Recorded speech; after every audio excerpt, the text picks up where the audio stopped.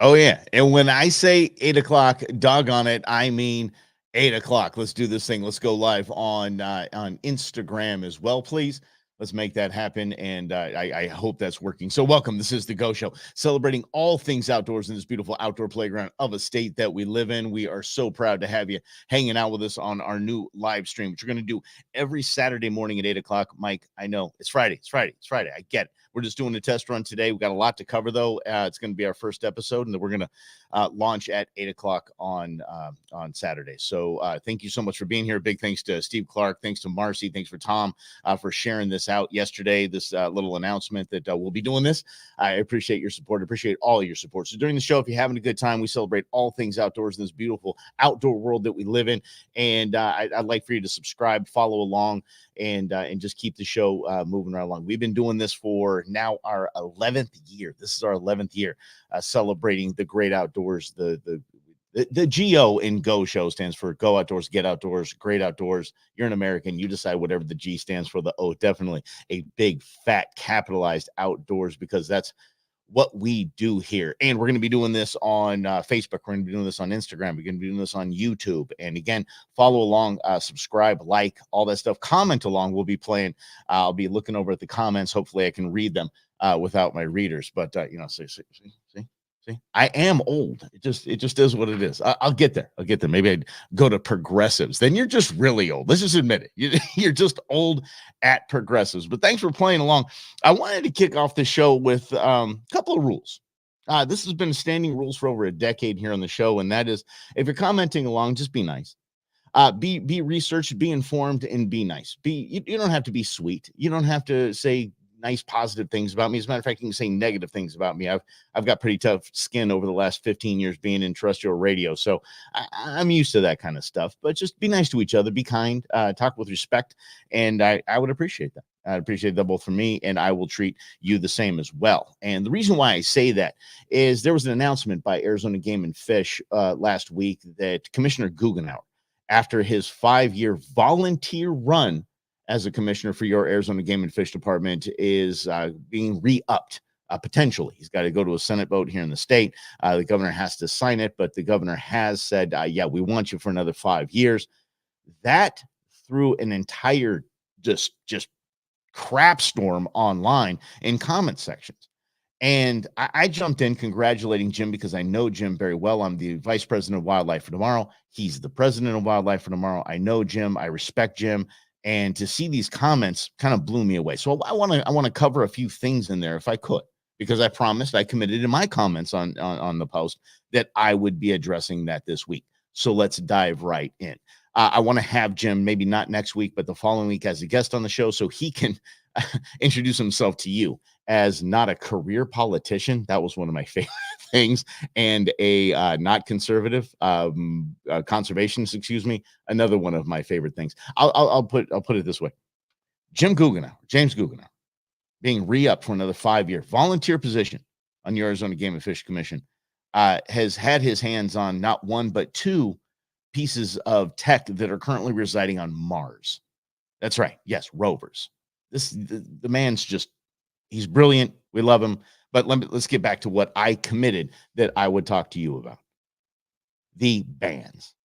The 2 bans, this is tournament predator hunting and trail cam bans here in the state of Arizona, and why that was necessary. Might not have been the greatest thing, but definitely necessary, and let me explain.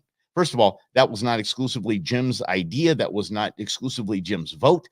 This was committee. This was traveling around the state, listening and getting feedback and talking and communicating. That's the process.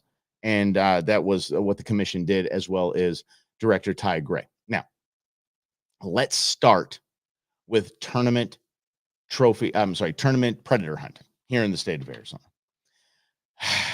No, coyote hunting and predator hunting has not been banned in Arizona, partially because of the move of banning tournament hunting. Now, I'm just going to keep this as simple as possible and not get into the weeds. So kind of play along with me and give me a little bit of runway here, if you will.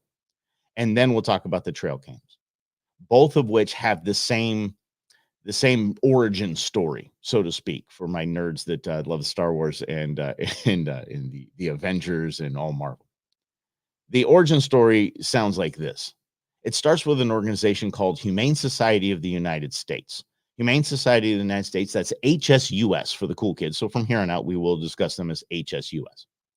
Humane Society of the United States is not the organization that trickles down your donations to the Humane Society of Phoenix, to the Humane Society of Houston, to the Humane Society of Los Angeles. No, they're on their own. They're doing the good work. They're doing all the great work that Humane Society does locally in saving all the puppies and the kittens and adoptions and adoption drives and all that. They're doing all the work.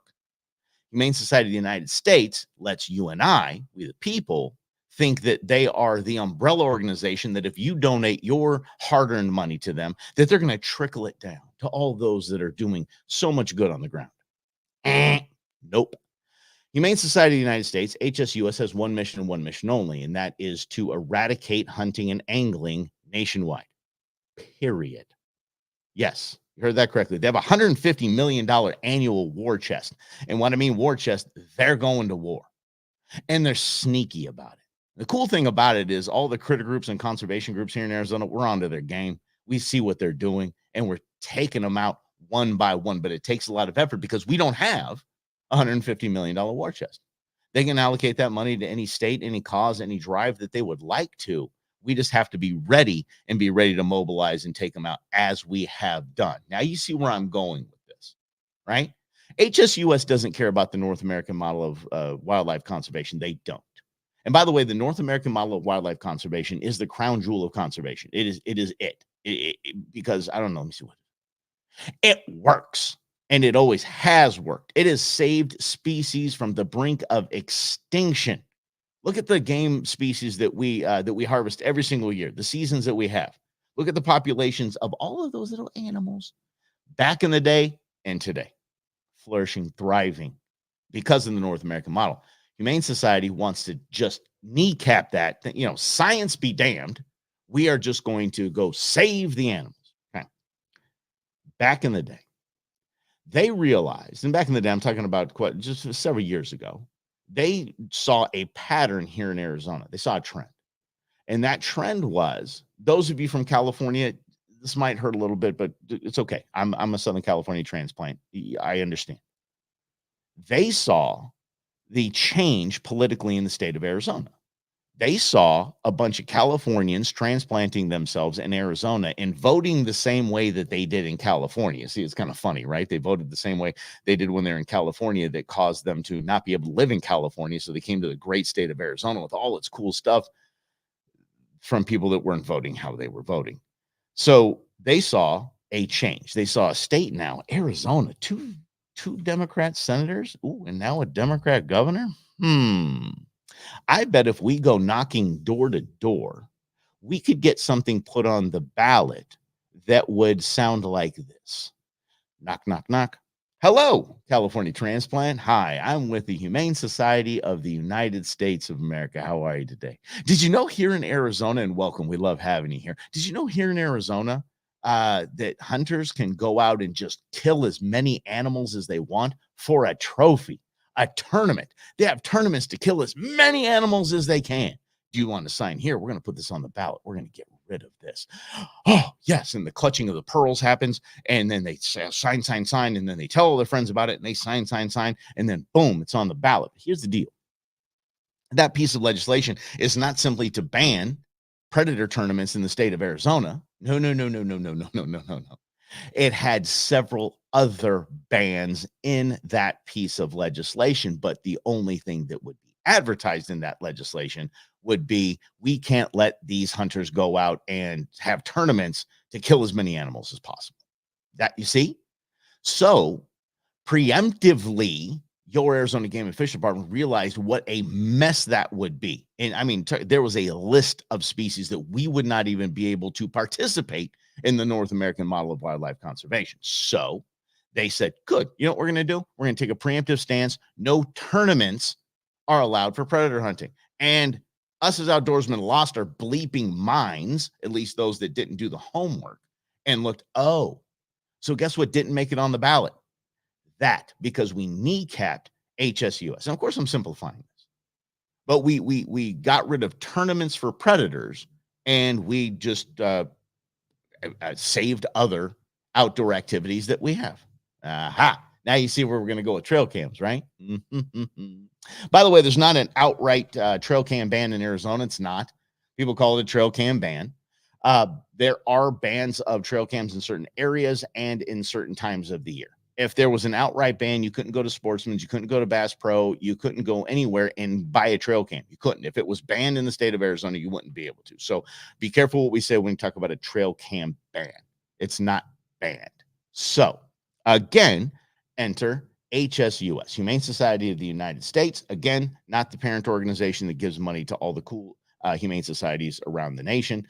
They just want to not have hunting and fishing. Trail cams. Knock, knock, knock. Hi, Mr. or Mrs. New person here in the state of Arizona. Did you know that here in the great state of Arizona, hunters can use cameras to kill animals? Sign here, and we're going to eliminate that.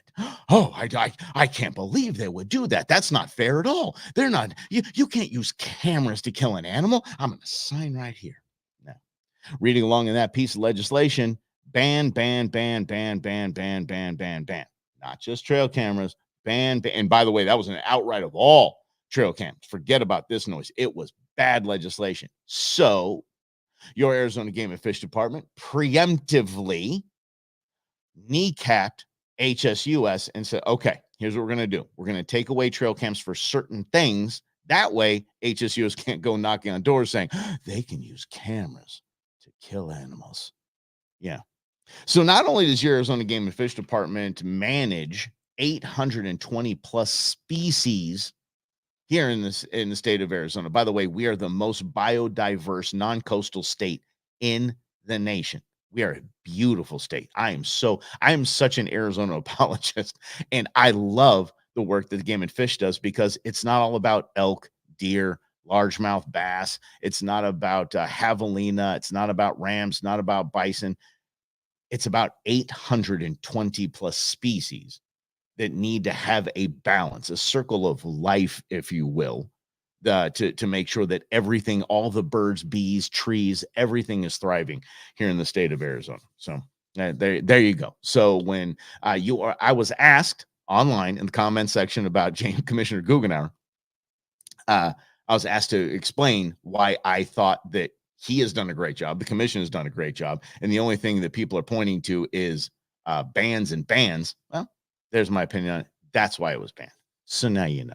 And I by the way, I simplified it for me because let's be honest, I'm me. Thanks for hanging out. This is the Go Show. We celebrate all things outdoors in this beautiful outdoor world that we live in. And I'm based right here in Arizona. So we have a lot of Arizona news to kick it off. We're going to be doing this every Saturday morning at 8 o'clock. I know it's Friday. Again, we're just launching and doing a little test to make sure that we can stream on Facebook, YouTube, and Instagram all at the same time. So it might be a little bumpy ride, but appreciate you hanging out with us just like you have done for the past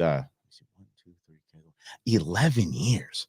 Holy mackerel. That's actually making me feel old. I remember my first show. I remember my first guest. Holy mackerel. Yep. Mm-hmm. I'm not going to say who it is because it's going to make him feel old too. Really old, but he's still at the department. Okay. The big news happened here in Arizona, and for those that are out of the state, pay attention. It's pretty neat. The second jaguar was discovered in the state of Arizona. No, it's not the second jaguar that was discovered in the state of Arizona. It's the second one that was filmed by We the Peoples, filmed by a citizen, caught on ring cam, or I forget what it was, maybe even a trail cam. See, exactly. Not a ban. Anyway. This is the second. El Jefe was first thing in 2020. We saw a jaguar, and everybody lost their bleeping mind because you don't think Arizona and jaguar, right? I was in that camp as well. It's like, wow, I don't know what this is because maybe this is climate change thing. I don't know. Why are we having jaguars here? Is this our kids safe? is my dog safe? Should I go hunting? There's jaguars here. Everybody losing their minds until I sat down and listened to people that know, biologists, scientists, those at the Game and Fish Department that are giving an update on this. This is the second. It is for all of what they can tell due to the from the camera footage. It's a male. It's a boy. It's apparently identifying as male. No, it's a male. It's funnier, right? When that debate is put in animal context. The Jaguars male. So, as my buddy Jim Colazar said, he's up here looking for love in all the wrong places. Here's the fact: Southern Arizona is the northernmost territory of jaguar. This is kind of their hood, but this is the northernmost territory of their hood. So it's few and far between that they would even be here.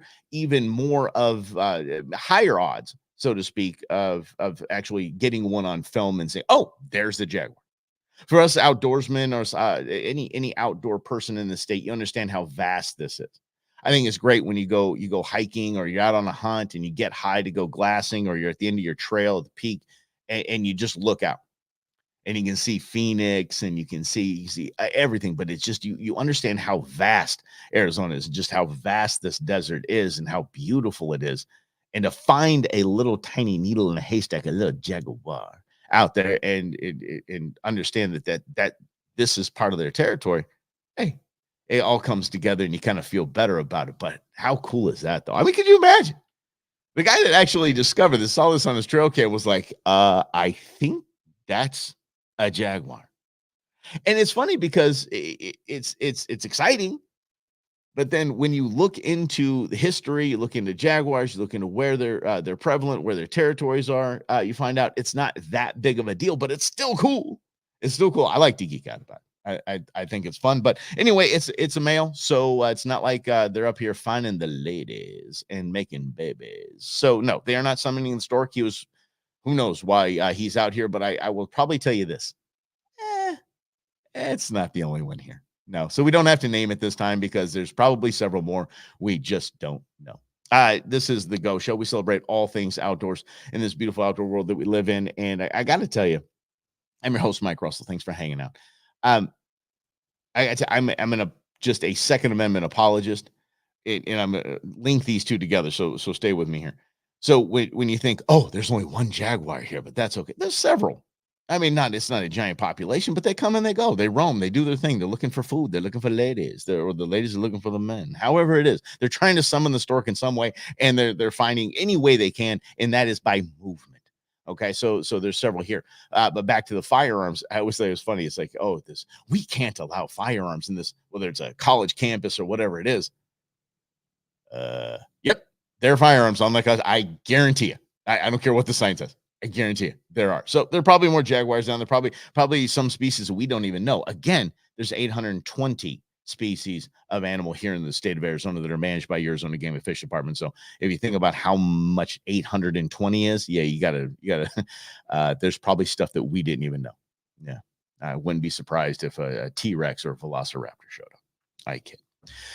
Let's talk about another headline that a lot of people are chatting about online, and that is Colorado and their wolves. That's right. Colorado has released the wolves, and there's about 10 of them. But we understand those that, as we spoke earlier in the show, we understand with predators and predator hunting, and basically how crazy it gets quickly when you talk about doggies. And wolves are doggies. So litter after litter after litter, this is going to get big quick. If you think it's going to stay at 10, it's not going to stay at 10. Their goal is about 50, I believe. They're looking to have a population of about 50 of these wolves. Now, let's talk about these wolves. These wolves ain't no joke. They aren't Mexican wolves. These are wolves. These are big boys. These are huge. If you just go ahead and look them up online, go ahead and find some Google images on these things. Basically, in relative to a human, you don't have a dog this big. You've probably never seen a dog this big. Why is this important? Well, because Colorado is our neighbor, and now Colorado's becoming that neighbor. Let's be real. They are becoming that neighbor because there's no physical borders. We have geographical borders, but we don't have physical borders around our states here in the United States. So to release an animal into the wild that might impact other states and their model, their conservation efforts, is a little yeah. I'm not a huge fan, but I'm not a biologist either. But it gets pause. So what's going to happen when those nosy little pups decide to venture over into to a undefined, I'm sorry, not a physical, but a geographical defined border into neighboring states? And Colorado just seems to be becoming that state.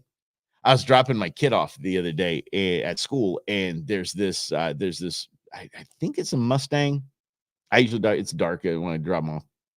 I'm pretty sure it's a Mustang, but it's the the giant. You want me to do like yeah, just obnoxiously loud. I've got a loud enough truck. I've got the windows up, and it's still loud inside my truck when the guy drives by. And okay, whatever. Good on you. That's what who you want to be. That's your hobby. Good for you. But I thought that guy has a neighbor. That guy pulls out of a driveway. God forbid it's like an apartment complex or a townhome complex, and there's just everybody, like hundreds of people around. But they have to hear that several times a day. And I thought, oh, that's rough. But my mind went to neighbor. Then when I started thinking about this wolves in Colorado, thinking Colorado is becoming that neighbor. Really, they are. I mean, you think about that with recreational marijuana. They were the first to really jump on the bandwagon with recreational marijuana, and people were thinking, "What in the world is Colorado doing?" And there are neighbors like, "Come on, Colorado." Yeah, and now they're releasing gigantic wolves into the population. What's going on? You know what would have been a great idea? Here in Phoenix, we have people who go downtown. You go to different cities, and you'll see these people pushing these carts, and these carts have they have snacks, they have chips, they've got some have are coolers, so they have ice cream and sandwiches, and they just kind of push them along. You push these carts, they got little bells on the handles, and they're ringing the handles as they're rolling along, and they all start in a central location, and they just kind of fan out. And I thought, what a great idea that would have been, right? Yeah, I know it's a side note. What a good idea that would have been. What a fantastic. When Colorado started marijuana tourism, oh my gosh, I should have just got the whole fan bam together. We just get those carts and just get your Funyuns. Who wants Funyuns? Get your Funyuns. Go through those resort towns with those little carts selling snacks. Yeah, missed opportunity, I guess. I guess, but it's Colorado. Colorado's just become that interesting neighbor. It used to be California. California was always like the cool, like they're doing things that are crazy. And all right, let's watch California and see how it goes. Colorado's basically taking the moniker because California just gone off the rails. And yes, on this show, I do take shots at California all the time. That is my birth state. I passed the test and escaped. This is the Go Show. Thanks for hanging out with us. I'm your host, Mike Russell. We celebrate all things outdoors in this beautiful outdoor world that we live in. Let's move on to another controversial debate, shall we? I think we've covered a lot. We've covered trail cam bans. We've covered what else did we cover? We covered the tournament bans, and yeah, okay. Let's go into this. How about this? OHV for the cool kids. For the non-cool kids, that stands for off-highway vehicles. That's any vehicle that you don't drive on the road. Those are those side-by-sides, quads, dirt bikes, and boats. Being very general with that, but that's really what it is. Here in the state of Arizona, there is legislation being bandied about that would require a class to be taken for anyone to operate a OHV that is under the age of 18. Class could be it could be a 1 hour online course. What could be a 1 week course? Who cares what it is? Now I'm going to ruffle some feathers because this is my show and I'm going to give you my opinions on it. One of the things that you'll understand when we move forward, I'm not going to tell you what to do. I'm not going to tell you what you should do. I'm not going to tell you what you should think. I'm only going to give you my opinion. I'm going to give you what I use. If I'm excited about a product, I'm not going to tell you what bait to throw unless that bait is actually producing fish. So I can say that I'm sponsored by, so you have to, but no, that's not what we're getting here. So I can actually ruffle a few feathers by saying, here is my opinion simply about how we should handle certain OH vehicles in their operation by kids that don't have fully developed brains yet. And I understand at 18 you don't have a fully developed brain, but at least it's a start. Here in this beautiful nation of ours, we have deemed 18 as an adult, and we give you all the rights within, except for renting a car for some weird reason. At 25, I guess that's when your brain is fully developed. I don't know. Never really gave that much thought, but 18 is when you say you're an adult, and we try our best to give you all the rights of being an adult. So under that, currently, you can operate an OHV, an off-highway vehicle, whether it's a boat or a side-by-side and dirt bike and the like. I'm not opposed. I don't know if I'd go as far as licensing, but here's where I am with this. I've grown up around boats. I've grown up in the water. I've grown up in wonderful, wonderful bodies of water. I'm talking about jet boats, ski boats, every kind of boat you can imagine. I've driven. I was pulling a skier at 13.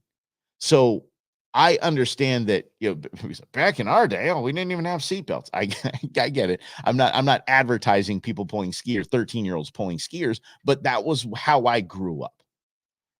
And I got to tell you, at that moment, I thought it was the coolest thing in the world. I thought, oh my gosh, I can actually do this. I can actually pull a skier at 13. How cool is this? I can do that. I look back on it and go, what the hell was I thinking? What was my father thinking? Letting me pull a skier at age 13? He would just toss me the keys and say, we were sitting on the beach. They're drinking Coors Light or whatever they're drinking, throwing me the keys. Yeah, son, go take out the boat. Take it out. It's a 19-foot Liberty jet boat.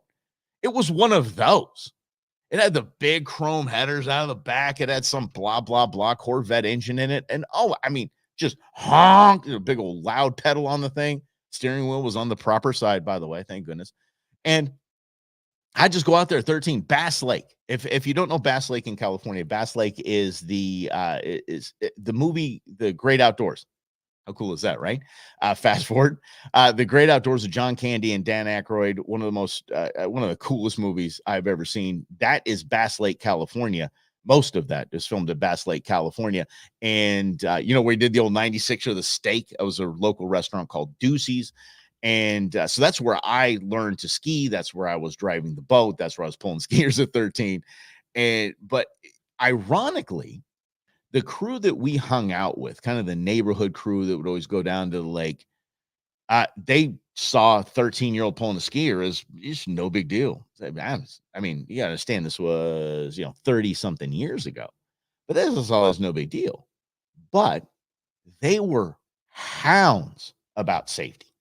I mean, hounds. And you got to understand, the cool part about Bass Lake is the pines go right down to the water. There's times where they'd have a storm, and if a tree would fall into the lake and be just a few inches under the water line. Ooh, how dangerous that is. The whole community would rally around. They wouldn't wait for the government to show up. They would just take care of it themselves for the safety of the boating public.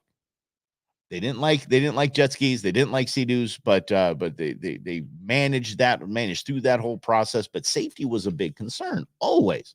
Yet they watched me pull skiers, and I pulled them at ages 13 and 14.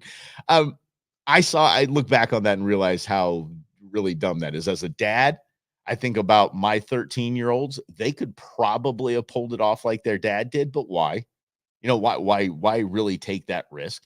And, insurance is through the roof these days. So why not just work with the insurance companies and say, look, I have a boat. My family has, all of us have taken this course. All of us are either licensed, we have a certificate, whatever it is, and they get a discount on a deal on the insurance. Everybody wins in that. The debate will continue, but Arizona is considering that, making sure that at least those that aren't of adult age at least understand the do's and don'ts of off-highway vehicles. And folks, it's something to have a discussion about. Whether you think, oh, I think that's crazy. My son is out there every day and my daughter does this, and that's great. It's wonderful. I'm not saying that we have to have licensing for OH vehicles. I'm just leaning on that side. And I think that driving is probably the most dangerous thing that you can do in a day. You think about that. You're in a multi-thousand-pound vehicle, and you're pushing 80 on I-10 or 51 or 202. 303, forget about it. I'm a West Valley guy. The 303 is the Arizona Autobahn. I'm doing 80 in the Falcon in my truck, and I'm just getting passed. Like people coming up on me like I'm doing 40. But anyway, it is the most dangerous thing you can do because you're relying on everyone else to follow the rules. You're relying on yourself to maintain focus, and it really is a dangerous thing. But there are lines, there are rules. Everyone is licensed. It kind of gives you that, okay, all right. There is a certain amount of I wouldn't say safety, but there's a certain amount of comfort that comes from knowing that everyone else on the road has at least gone through driver's education, passed a test for the love of grief, and knows to stay within the navigational beacons, right? Stay within the lanes, signal if you want. If you're not in a one of those luxury cars, you actually use your turn signal and you go, right, your left, you check your blind spots, you do all that. You know that the person next to you, the person in front of you, behind you, those around you have taken a test. You go out to the lake. There's rules. Can you name any? What's the age that you have to have somebody wearing a life vest in a boat at all times? Not many people even know that. Which way you're supposed to go, and there's kind of it's essentially it's vehicle anarchy. At least in the side by sides and people out there trail riding, at least there's a trail, right? Who has the right of way? How far do you have to be from somebody to really lay on it and make that big old cloud of dirt? How far is safe to follow somebody? Does anyone know the rules? Are there any rules? See? So there is some advantages to at least having a conversation, having a discussion about this. And again, I'd love for you to subscribe to the show. I'd love for you to follow along the show, comment. Thanks, Mark. Appreciate you reaching in. It's good to be heard again, my man. And please follow along, comment, and understand that we're here to have a discussion about all things. We have the coolest lifestyle in the world in the outdoors. We have probably the biggest job and responsibility and task that a human can have, and that's conserving, that's conservation, that's making sure that we're doing things right so that there is outdoor activities for future generations and generations and generations and generation that falls upon us. So here in this show, that's why I'm asking you to subscribe and follow along and comment, is because this show is all about discussion. We want to have not really debate. I mean, we can debate, but let's open up the discussion about trail campaigns. Let's open up a discussion about the predator hunting tournaments. Let's how we deal with HSUS. Let's open up a discussion about licensing or classes for people under 18 for OHV operation. There we go. The V is vehicle. I don't say off-highway vehicles. The OHV operation. I think that's a worthwhile discussion to have. Again, I'm leaning right now on I think it's probably best if we do. If you want to get into the infringing on, and that's fine. We can talk about that as well. So thanks for hanging out with us. Again, we're going to do this every Saturday at 8:00, and then the podcast will be up after. Today's Friday. I understand that. But we jumped all over this thing, and I am heading up north to hang out with intern Beans. And so we are going to start Saturdays. Yeah. Hey, thank you. I missed, something. I missed being here. I appreciate you guys chiming in on that as well. But follow along, subscribe, especially on YouTube. Subscribe, and let's build this thing and let's just have a good time. Let's stream this thing every week. Let's get back to what we do throughout the week on Instagram, TikTok, all that. We're going to be having fun little nuggets all the way through the week and leading up to the big show every Saturday morning. So again, subscribe and follow along. Thank you. Chime in as well as much as you can. It pops up here on the screen. And again, I'll get the old man readers out. See what the kids are saying these days. Yeah. We're going to have a good time. Thank you for being with me right here on the Go Show. Have a great week, everyone.